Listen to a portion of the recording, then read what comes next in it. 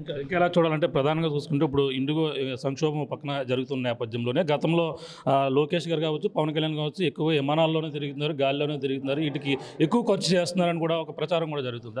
నేను open challenge చేస్తున్నానండి. జగన్మోహన్ రెడ్డి గారు తిరిగిన విమానాల లెక్కలు దాదాపు 222 కోట్లు వచ్చింది. లోకేష్ గారు ఏదో విమానాల్లో తిరుగుతున్నారు, హెలికాప్టర్లో తిరుగుతున్నారు అంటారు కదా. ప్రజాధనాన్ని ఆయన ఎక్కడ ఉపయోగించాడు? ఒక ఆధారం పట్టుకుని రమ్మనండి, ఒక ఆధారం పట్టుకుని వాళ్ళు చూపించమనండి. ఇక పలానా చోట ఇలా జరిగిందని ఖచ్చితంగా అప్పుడు వాళ్ళు ఏం చేయమంటే చేయడానికి తెలుగుదేశం పార్టీ నుంచి మాలాంటి వాళ్ళందరూ సిద్ధంగా ఉంటాం. ఆధారం చూపించమనండి. ఎందుకంటే ఫేక్ మాటలు మాట్లాడతారు వాళ్ళు. వాళ్ళు బాబాని హాలో లేపేసుకుని చంద్రబాబు నాయుడు గారు లేపేశారన్న మనుషులు వాళ్ళు. అలాంటి అబద్ధాలు నిజంగా ఒక అబద్ధం ఒకసారి చెప్తేనే మనిషిని ఎవడు నమ్మడండి, తెలుగుడు ఎవడని. కానీ పదే పదే అబద్ధాలు చెప్పుకుంటూ వెళ్తారు. మరి వీళ్ళది ఏం బతుకో నాకు అర్థం కావట్లేదు.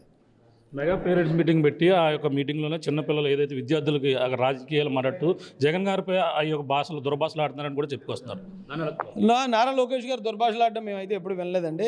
ఒకవేళ ఆయన జగన్ గారు గతంలో చేసిన దాని గురించి ఏమైనా ప్రస్తావించారు, మేమైతే నేను మాత్రం చూడలేదు. ఇప్పుడు మీరు చెప్తే విన్నాను అంతే.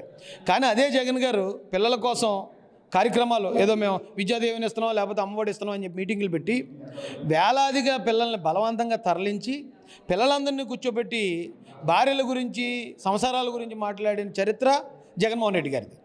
అలాంటి వ్యక్తి వచ్చి నారా లోకేష్ గారు పిల్లల ముందు ఏదో మాట్లాడతారని మాట్లాడటం దెయ్యాలు వేదాలు వల్లించినట్టు సార్. అది వాళ్ళకి అసలు విమర్శించే హక్కే లేదండి, అర్హత లేదు వాళ్ళకి అసలు.